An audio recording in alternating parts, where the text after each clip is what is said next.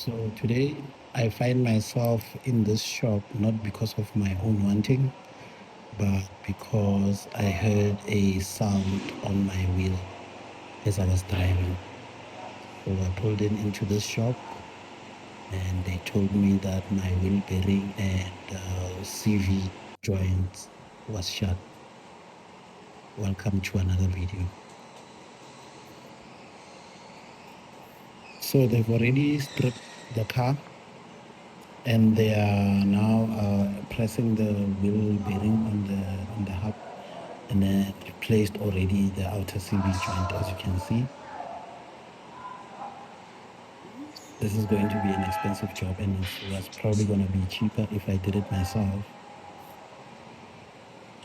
So if you see up here, I also asked them to replace those top mounts for me. If you want to see how the old hub looked like, this is how it looked like. As you can see, this is where the noise was coming from. So this thing was completely worn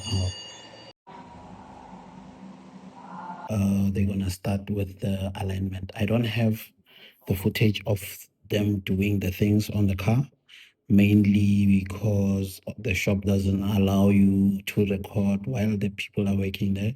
Well, actually, they don't want you there on that side of the workshop. So the parts that I've recorded while they're not working. So yeah, this is the car now getting ready for alignment.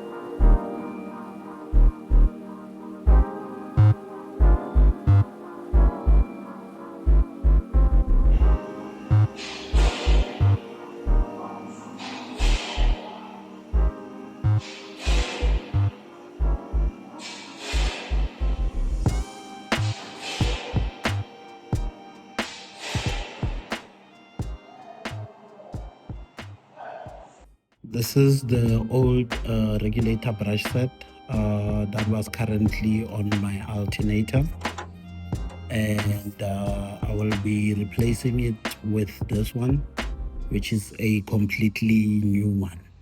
So this is where I removed this alternator regulator brush.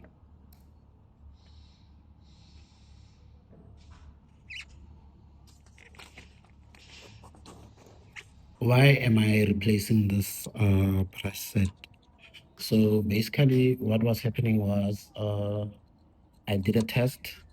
So I turned on my lights and radio inside of the car, and then as the engine was running, and then I removed one of the leads from the battery, the positive lead on the battery, and then the car shut down, which indicated to me that the alternator is not charging the battery. So yeah, if I had removed the one of the positive lead on the battery and the car remained running, it would mean the alternator is charging. So in this case, it shut down, meaning the alternator was not charging. So that's why I needed to replace this brush. I've installed it, there it is. And yeah, it looks good. And I've also bought a new battery so that, yeah, I can see. Hopefully this one charges. Otherwise, if it doesn't charge, then it would mean there's something else that's wrong with the alternator or maybe somewhere in the wiring.